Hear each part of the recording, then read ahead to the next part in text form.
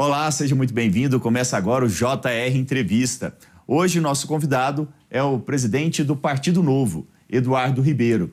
Catarinense, bioquímico e empresário, ele preside o Partido Novo desde 2020 e também comanda o partido num momento de muitas definições sobre 2026. Seja muito bem-vindo aqui ao JR Entrevista. Obrigado, Thiago. É um prazer enorme estar aqui com você. Bom, Eduardo, vamos começar falando sobre as eleições do ano que vem, de 2026, eleições que vão mexer com todo o país, né? Eleições para governador, senador, deputado e principalmente para a presidência da República. Como que o Partido Novo já está se movimentando em torno das eleições de 2026? Não, perfeito. Acho que o Novo, como todo partido, tem a necessidade e a missão de eleger bancadas, né? Tanto do deputado federal quanto do Senado. O Novo acabou cometendo alguns erros de estratégia lá em 2019, de não construir uma capilaridade importante, pensando nas eleições de deputados federais, mas esse erro já foi corrigido, né? Em 2024, nós elegemos centenas de vereadores e dezenas de prefeitos por todo o país e hoje nós temos uma base, uma capilaridade consolidada que nós não tínhamos para a eleição de 2022. Então, em 2026, Qual que é o objetivo de vocês? No mínimo, bater a cláusula de barreira, mas hoje nós já temos o estudo interno nosso, indica que nós já teríamos condições de bater a cláusula de barreira. E agora nós estamos buscando novos candidatos, futuros candidatos, deputados, inclusive com mandato, que queiram vir para o Novo, que tenham viabilidade eleitoral e densidade de voto para que a gente possa aumentar ainda mais essa bancada, chegar a 15, 20, até 30 deputados. E falando um pouquinho sobre a questão de alianças, né? Principalmente na disputa nacional, primeiro, né, que é a presidência da República, vocês têm o nome do governador Zema, né, que sempre tem sido colocado aí como um possível candidato à presidência da República, mas aí a gente entra naquela situação dos partidos mais à direita, liberais, no caso de vocês, de começar a ter uma divisão muito grande na ala da oposição. Vocês vão colocar o nome do governador Zema como candidato? Ele deve compor alguma chapa? Como que estão as negociações de bastidores? O nome do Romeu Zema é naturalmente ventilado pelo trabalho que ele fez em Minas Gerais, né, por ter pego um estado completamente destruído pelo PT, conseguido acertar as contas, pagar os salários em dia, pagar os fornecedores, botar o estado para rodar e também trazer muitos investimentos. A economia de Minas Gerais cresceu muito durante a gestão do governo Romeu Zema, tanto que ele foi reeleito em primeiro turno. Então isso já o credencia como uma liderança nacional. Por ser o segundo maior colégio eleitoral, mas sobretudo, Thiago, por ser que a gente chama um swing state, né? Um estado que às vezes vota à esquerda, às vezes vota à direita. Então, ter um nome, uma liderança política que traga esse peso, esse pêndulo para o nosso lado é importantíssimo no debate público de 2026. O Zema estará no debate independente de qualquer função. Então, naturalmente, ele é visto como um presidenciável e um grande ativo para o nosso partido, né? Tudo vai depender... O Senado também é cogitado? Há outras, nós temos composições que estão sendo construídas em virtude do governo de Minas Gerais, que nós queremos manter. Nosso pré-candidato a governador é o Matheus Simões, é o atual vice-governador de Minas Gerais. Então, nós queremos buscar uma construção com outros partidos que também queiram estar conosco nessa caminhada e tem vontade de lançar candidatos ao Senado. Então, a gente está tentando construir isso. Mas o Zema vai estar no debate, sem sombra de dúvida, e aguardamos o desfecho, a definição da questão do Bolsonaro, né? Se eventualmente ele vai conseguir recuperar os seus direitos políticos ou não. Ele recuperando os direitos políticos é um cenário e há um consenso já dentro do partido que seria uma opção, a opção mais viável de uma frente ampla para vencer o PT. Isso não acontecendo, ele não conseguindo recuperar os direitos políticos, aí acho que os partidos têm o dever, né, o direito de apresentar os seus pré-candidatos para dar essa opção para a sociedade. E o cenário que a gente tem nesse momento é o ex-presidente Jair Bolsonaro com 2 inelegibilidades declaradas pelo Tribunal Superior Eleitoral. Embora ele ainda continue se colocando como candidato, a gente tem um cenário que, juridicamente, de difícil reversão. Nesse caso, se houver possibilidade de que tipo de alianças? Primeiro que é muito difícil fazer exercício de futurologia no judiciário brasileiro, né? 2 anos antes da eleição de 2022, o Lula estava preso e foi eleito presidente da República. Então, tudo pode mudar. Esse é um dos grandes defeitos do Brasil, essa insegurança jurídica. Então, nós precisamos estar preparados para tudo. Eventualmente, não conseguindo recuperar esses direitos políticos, Aí tem vários caminhos possíveis, né? Eu entendo que alguns governadores aí que já estão em final de mandato, que é o caso do Romeu Zema, né, precisam passar o bastão, teriam a legitimidade e o conforto, né, de se colocar como pré-candidatos. Tem a questão do governador Tarcísio também, que é visto como um nome muito forte, mas ainda está em primeiro mandato e tem dito publicamente que gostaria de ir à reeleição. Então, o cenário ainda é muito incerto. O que está ao nosso controle agora é preparar as nossas bases, estruturar o nosso partido para estarmos preparados de fato se a oportunidade surgir. Condições políticas, capacidade técnica, tudo isso o governador Romeu Zema já mostrou que tem, né? Mais uma questão de conjuntura. Nas conversas até agora, a oposição tem se mostrado unida? Porque aí, ó, tem mais nomes também, né? Tem o governador de Goiás, Ronaldo Caiado, tem o Ratinho Júnior do Paraná. Então, assim, são muitos nomes fortes nos estados, mas que nas pesquisas até agora não... Vamos tirar o governador Tarcísio, né, que tem mostrado um desempenho importante nas pesquisas, já mirando 2026, já mirando uma possibilidade de disputa à presidência da República, que tem se mostrado um nome competitivo nas pesquisas. Mas os outros nomes são muito fortes nos estados, mas não tão fortes a nível nacional. Mas estão insistindo na candidatura. Por exemplo, a gente tem o governador de Goiás, Ronaldo Caiado, que tem sido bastante incisivo, não é tão incisivo quanto o governador Zema, que tem se mostrado mais favorável a uma conversa, a união dos partidos e dos nomes mais ligados à oposição. Como que você vê a possibilidade de realmente haver uma divisão, racha na oposição para 2026? É um cenário difícil de prever. Eu não acho que se colocar como pré-candidato nesse momento seja uma divisão, muito pelo contrário. Eu acho que mostra que há, de fato, uma safra importante, relevante, de bons nomes, né, que tem legitimidade para se colocar, né? Uma nova geração aí que vem surgindo de candidatos à direita que podem dar continuidade todos à direita, processo. né? Todos à direita, né? Os principais, né? O que se tem nome. Até porque o Lula ele tem uma política mais mais de não permitir que novas lideranças surjam, né? Isso é dele, né? Da vaidade dele. Ele não permitiu que isso acontecesse no PT, na esquerda. Pelo contrário, na direita, essas lideranças foram conseguindo ocupar o seu espaço e se legitimar. Muitos dos problemas que a gente vê hoje no quesito de pesquisa eleitoral, acho que é muito recente ainda, muito prematuro a gente fazer qualquer definição baseada em pesquisa de intenção de voto, porque muitos dos governadores são desconhecidos fora dos seus estados. Exatamente. Evidentemente, um maior estado da federação, né, muito grande, ele naturalmente vai largar bem. E também foi ministro de estado. Foi, né? Ministro, é Com conhecido destaque nacionalmente. Os outros governadores ainda têm um grau de desconhecimento a ser vencido. Mas isso, com o tempo, é possível se recuperar, né? Se ganhar esse terreno. Então, é uma questão de estratégia. As pesquisas eleitorais, nesse momento, não vejo como algo, uma condição absoluta para se definir. Como eu disse, muita coisa vai acontecer. A gente vive um mar de incerteza gigantesco no Brasil. E o mais importante agora é, de fato, que os partidos apresentem seus nomes e estejam preparados se a conjuntura for favorável.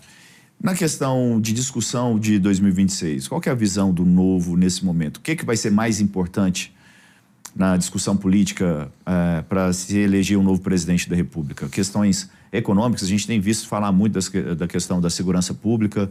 Na visão de vocês, qual tema deve dominar os debates? A questão econômica sempre vai ser um fator. Isso, historicamente, em todas as análises e estudos político-eleitorais demonstram isso, que a economia é um fator relevante na decisão do voto das pessoas.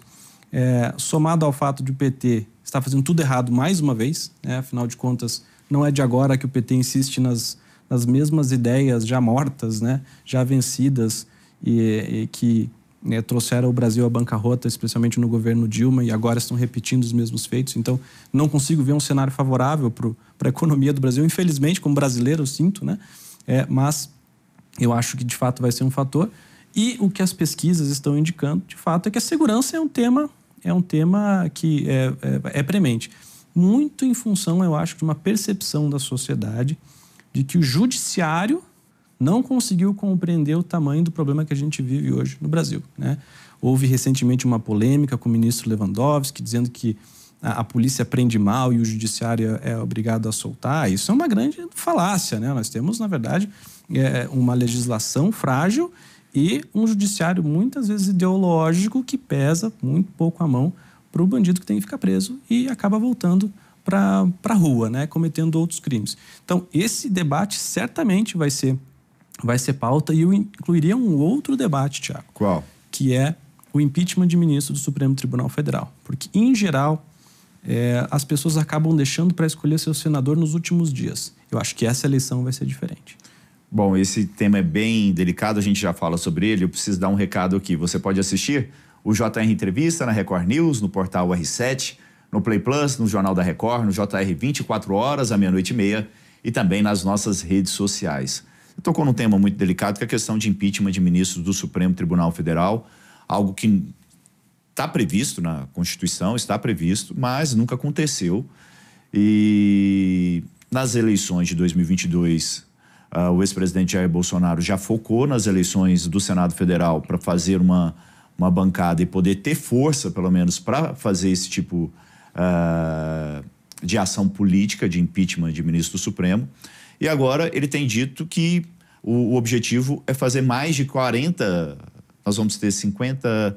2/3 do Senado. Sim, são um pouco mais de 50, 53, 53 nessa agora, 53. E o objetivo do ex-presidente Jair Bolsonaro é fazer em torno de 40 senadores com essa bandeira principal, que é o impeachment de ministros do Supremo Tribunal Federal. Você não acha que nós podemos ter uma disputa institucional ainda mais pesada com essa discussão tão forte numa eleição para Senado Federal?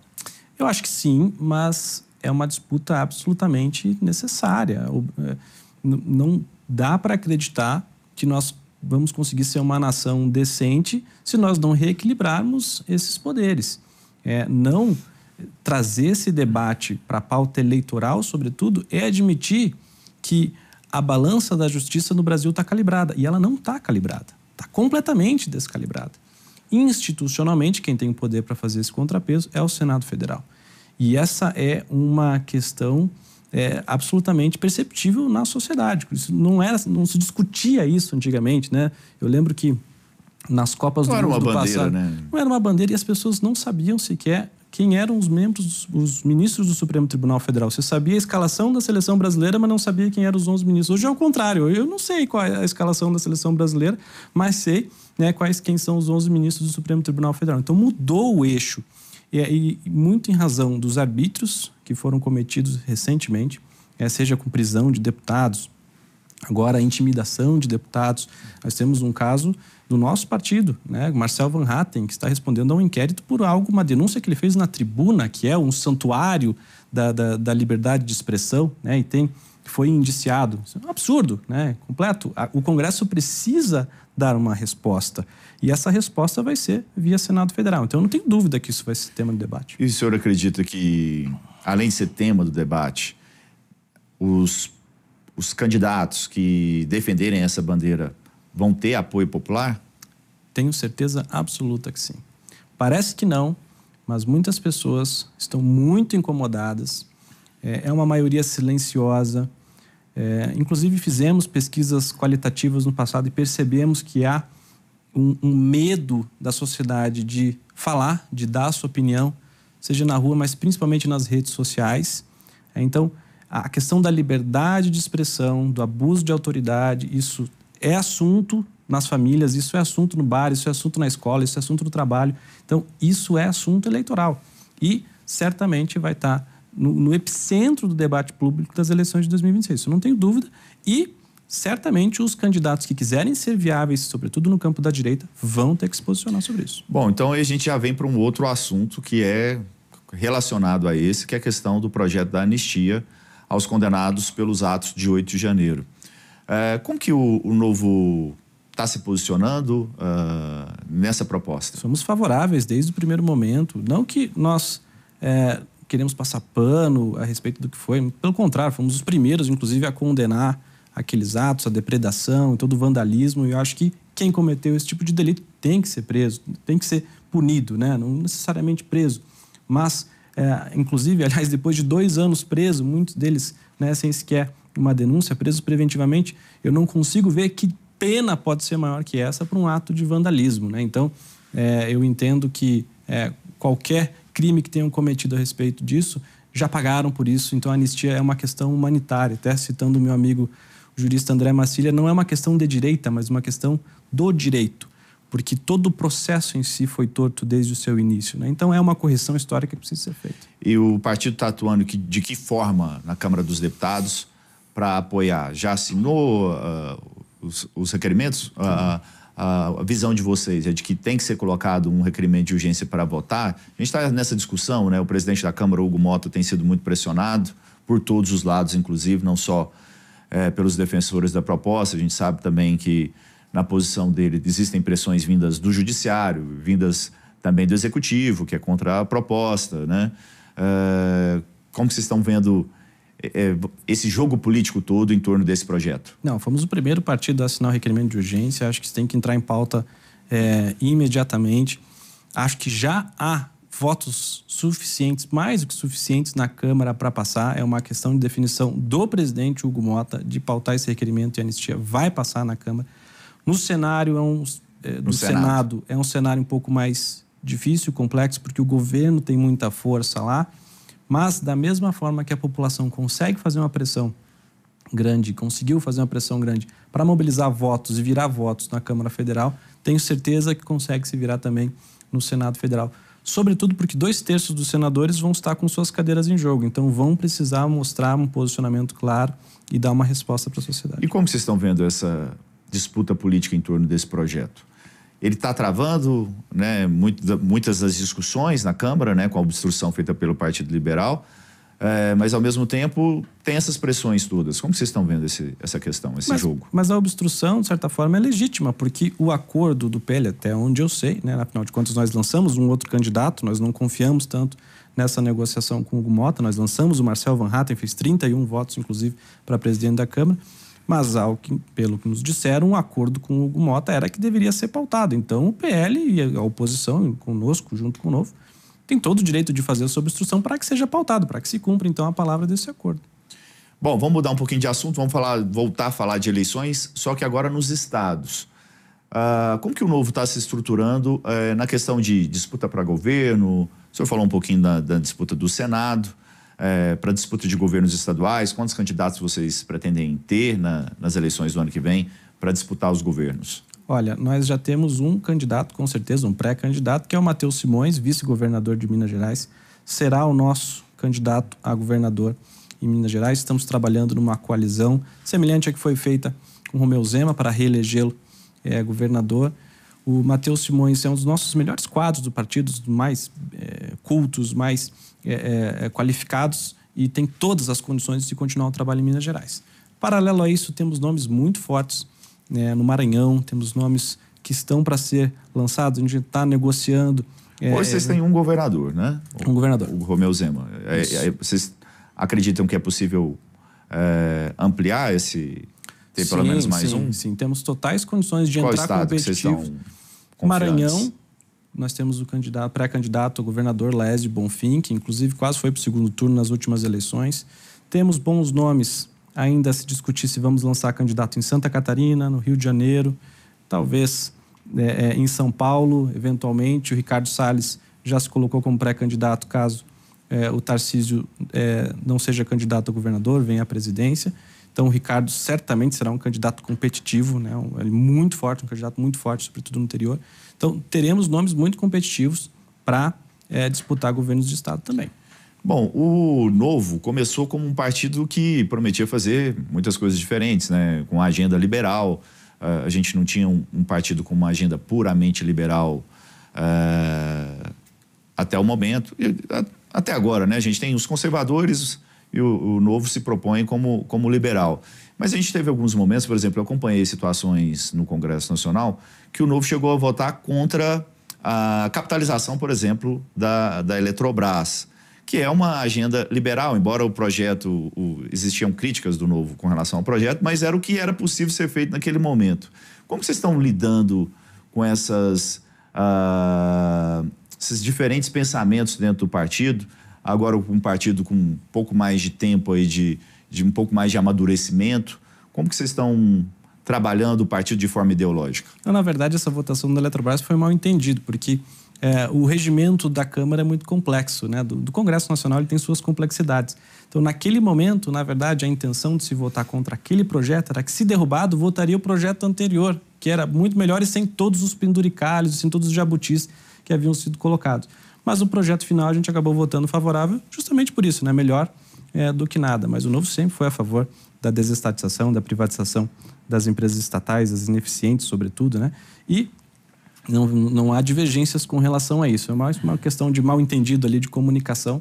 Mas o Novo, de fato, hoje se propõe a ser uma grande aliança, né, de liberais, libertários, conservadores, que, em sua imensa maioria, defendem um Estado menor, a limitação do poder, né, o respeito às instituições e a valorização da iniciativa privada, porque nós entendemos que quem gera riqueza é o cidadão, quem gera riqueza são os empresários, são os trabalhadores, não são os políticos, né? Acho que tem um grande erro de interpretação por parte dos políticos de que eles são as pessoas mais importantes do país. E não são, né? Quem trabalha aqui, de fato, que são os importantes. E essa quem o Novo quer valorizar. Bom, a gente está conversando aqui no JR Entrevista com o presidente do Partido Novo, Eduardo Ribeiro. A gente vai para um rápido intervalo e, na volta, a gente continua aqui no JR Entrevista, conversando com o presidente do Partido Novo. Continue com a gente. Estamos de volta com o JR Entrevista, aqui com a gente Eduardo Ribeiro, presidente do Partido Novo. Vamos falar um pouquinho mais de economia, que é um tema que interessa muito a vocês, né, e a todos os brasileiros. A gente tem visto aí nos últimos tempos o governo do presidente Lula preocupado principalmente com a questão dos alimentos. Mas como vocês analisam o momento atual da economia? Qual que é o principal problema do país nessa área específica e o que vocês propõem? O principal problema do país nessa área específica é o governo, porque nós temos um diagnóstico muito claro de que o Brasil é um país muito endividado, precisa controlar a sua dívida, precisa limitar os seus gastos, e o governo federal faz justamente o contrário. Então, a gente está fazendo totalmente o oposto do que as teses econômicas ortodoxas recomendam. E isso é absolutamente prejudicial. Nós já estamos indo aí por um terceiro ano de taxas de juros altíssima, que dificultam o investimento, dificultam o desenvolvimento. Isso prejudica muito qualquer chance do Brasil sair desse atoleiro. E me parece que não é uma pauta que o governo Lula esteja disposto a voltar atrás, né? Acho que me parece muito caro ao governo Lula essa estratégia de gastar mais e tentar fomentar a economia na marra. Você acha que é possível o parlamento propor questões econômicas para serem debatidas desde já? Como vocês estão acompanhando essa questão? Eu acho que é possível, mas se não houver um alinhamento claro do governo federal e do Ministério da Economia, é muito difícil, né? Você precisa ter um executivo com convicções fortes para tomar decisões difíceis, porque se isso não for feito, de nada adianta.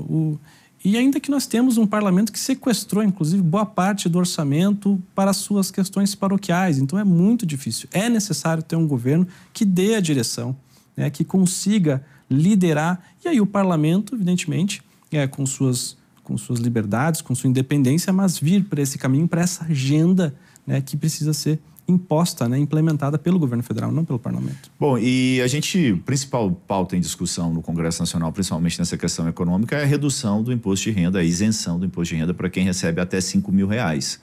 E aí a gente tem uma discussão principal de qual vai ser a fonte para se dar essa isenção. Acho que dificilmente algum partido vai ser contra a isenção. Qual que é a posição de vocês? Não, nós somos favoráveis à isenção. Certo, mas aí a discussão é de que forma nós vamos pagar essa conta de quase 26 bilhões de reais, né? São 25,8 milhões de redução de arrecadação. 25 bilhões e 800 milhões, para deixar bem claro. O governo propõe ali taxar essas pessoas que recebem acima de R$50.000 e não pagam ali pelo menos 10% de imposto de renda. Mas há umas outras discussões. Qual que é a posição de vocês sobre como pagar essa conta? Primeiro que o Brasil precisa de uma série de reformas para se conseguir reduzir custos, né? Nós temos estatais deficitárias, é necessário fazer mais uma reforma da Previdência muito brevemente. Então, várias questões que precisam ser endereçadas nesse momento para que a gente consiga reorganizar as contas como um todo. Isenção de imposto de renda, redução de impostos vai ser sempre um tema para o Novo, mas não na compensação que o governo está propondo. Porque é uma compensação burra, porque ao taxar as supostas grandes fortunas, essas pessoas que têm esse patrimônio, têm esse capital, conseguem facilmente transferir esse capital para fora. Isso já foi tentado em diversos países e nunca funcionou. Então, se calcula lá um valor compensatório que não vai acontecer. As pessoas simplesmente vão tirar o dinheiro do Brasil. Então, não é assim que você faz.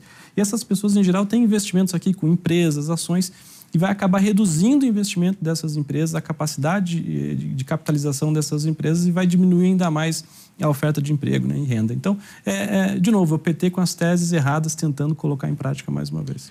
Bom, nós conversamos aqui no JR Entrevista com Eduardo Ribeiro, presidente do Partido Novo. Obrigado pela sua presença aqui conosco. Eu que agradeço, sempre à disposição.